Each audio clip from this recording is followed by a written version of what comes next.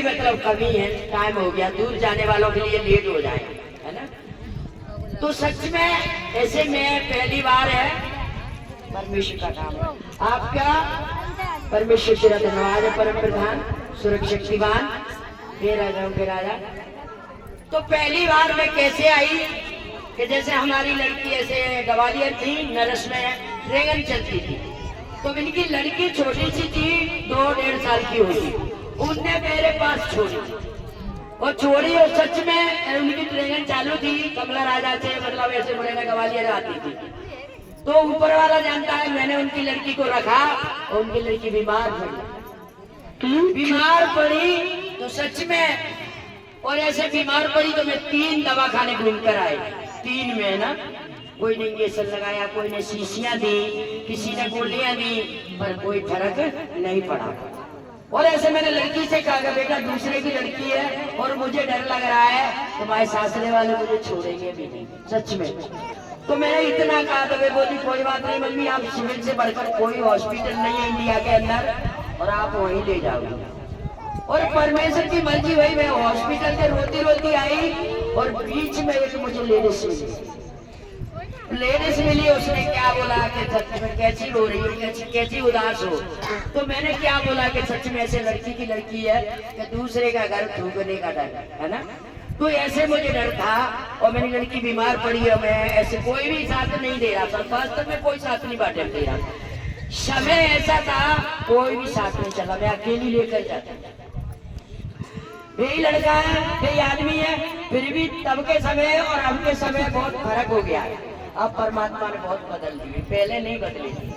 पहले क्या हमारे अंदर खुद शैतान था, हम खुद नहीं समझते थे कि अपने आप में झूठ थे और परमात्मा से दूर थे, है ना। हम परमेश्वर से दूर थे। तो अगर ऐसे मिली लेडीज, तो उन्होंने कहा कि सच में इतना अच्छा सत्संग है, आपने देखा नहीं, आप चलकर देखो कि तुम लड़की को लेके जाओ, लड़की जरूर अच्छी हो जाएगी। तो सच में मैं अटूट विश्वास करके गई, और बहन ने खाली ऐसे हाथ ही रखा था, पूरी चंगाई भी नहीं की, खाली एक हाथ रखा था कि परम प्रधान हे ईश्वर, बेटी आपने बनाई है और आप अच्छा कर सकती हो, हड्डी और बॉडी को ब्लेस करोगे और जरूर अच्छा हो जाएगा। तो सच में इतनी चंगाई की, और लड़की थोड़ी देर में उल्टियां बंद हो गई, और 10 मिनट हुई होगी, 10 मिनट में कहती है नानी मुझे भूख लगी। मैंने बोला पिता तेरा धन्यवाद है, मैं तो नहीं जानती थी परमेश्वर। और सच में वहां से मैं घर पे आई तो लड़की ने 2 रोटी खाई, 10 मिनट नहीं हुई तो मेरे अंदर आया कि सच में परमेश्वर है। किसी को नहीं पता परमात्मा है, और हम तो नहीं जानते थे। लोगों को पता था, भक्ति वालों को पता होगा, हम तो पापी थे और हमारे जैसे पापी कोई नहीं होगा, है ना। लोग दोष लगाते थे, पर परमात्मा ने कहा है कि बुराई के पीछे कुछ अच्छाई छिपी है ना। बुराई के पीछे अच्छाई छिपी है। कोई भी बहन और भाई बुराई देख करके डरना नहीं चाहिए, हिम्मत करके चलना चाहिए। अगर मैं विश्वास इतना करते हैं कि बुराई के पीछे अच्छाई छिपी होती है, हमारे भी लड़की कैसे है, लड़की की लड़की ना बीमार पड़ती और ना आज मुझे ऐसे परमेश्वर का वचन मिलता, है ना। तो ऐसे लड़का थे, बड़ी बहू थी, ऐसे लड़का आर्मी में है, तो वो लेके चला गया साथ में, और मैं अकेली थी। फिर भी मैं सत्संग को 3 दिन ऐसे सलंग बजती है, मैं नहीं रहती। तो घर में बच्चे कहते ये सच में पागल हो गई। मुझे तो लगता है मम्मी पागल हो गई, और वास्तव में मैं परमात्मा में पागल हो गई थी। टीचरों के पीछे दिन में 3 जगह सत्संग करती थी, और शाम को घरे आके भूखी और प्यासी खाती तो खाती, नहीं प्रार्थना करती रहती, प्रार्थना में लगी रहती। तो प्रार्थना भी बहुत ताकत है कि जंगल लगे हुए दरवाजे को प्रार्थना खोल देती है। अगर प्रार्थना होना चाहिए, प्रार्थना नहीं करते हो तो उसका जवाबदार कोई भी नहीं, है ना। तो फिर भी ऐसे शादी हो गई, 2 साल बाद लड़के की, छोटे वाले की शादी हुई, बहू आई। फिर भी हमारा परमेश्वर ने क्या कहा कि अबे तू मतलब बरोबर नहीं आई, पक्की नहीं हुई, और पक्के करेंगे। बहू को 6-7 साल हो गई, आदमी जैसी लग रही, 7वीं, और कोई बच्चा नहीं जन्मा। बच्चा नहीं जन्मा तो सच में हमारे घर के देवजे रहे, दौरानी जिटानी और गले सत्संग वाले ये दुनिया के हो रहे हैं। ऐसे गुड़ामे के साथ 10-12 साल बाद भाई ऑपरेशन जैसे मतलब अजय थी क्या विश्वेल थी और परमात्मा 3 बच्चे बिगड़ गए थे, तब चौथा बच्चा दिया, अब 2 बच्चे के साथ, है ना। तो ऐसे सुनाई में आती थी, साथ में जाते थे तो क्या कहते थे कि दुनिया के बच्चे हो रहे, खुद की बहू के बच्चा नहीं करना है ना।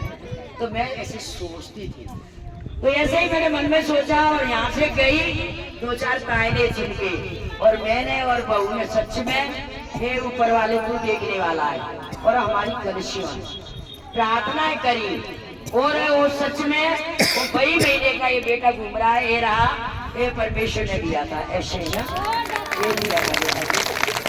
और फिर भी इसी बेटा को आज तक जन्म लिया है, अभी तक हॉस्पिटल नहीं देखा है, ये बेटा सब जगह, और सूत्र जैसी भी नहीं करता है, टोपा भी नहीं लगाता है, हॉस्पिटल नहीं किया जन्म आए जब से, है ना। वो जाने कि मेरी आत्मा जाने के ये जानने वाले, है ना, तो बोलता है वो परमेश्वर का धन्यवाद है।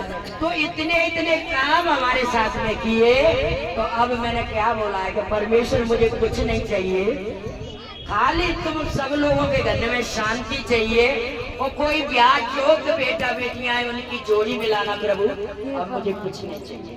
तो परमेश्वर की राजी है, मैं कुछ नहीं मांगती, परमात्मा तुम सबके लिए मैं झोली पसार के भीख मांग रही हूँ कि जो भी माया है दुखी होकर प्रभु उनको दुखी मत होने देना, आगे बढ़ाना और नरम और दीन बनाना, है ना, ये चाहते आए। धन्यवाद परमेश्वर, चलो बहुत अच्छा है, यही मेरी चाहते हैं परम प्रधान।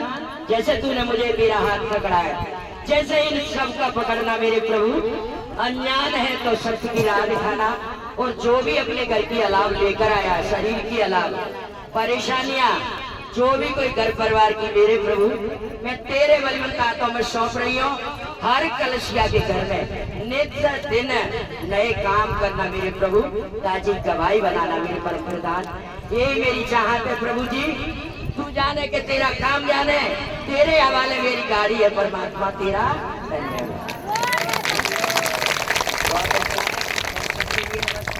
और सभी लोग मुझे क्षमा करना, कहीं भी गलती बनी हो तो परम प्रधान तू जानने वाला है मेरे प्रभु, तोड़ मोड़ के बोलते तो भी कहीं गलत बोल गया हो प्रभु, तेरे को ये धन्यवाद है। बहुत अच्छी, क्या चाहिए आगे लगा भाई।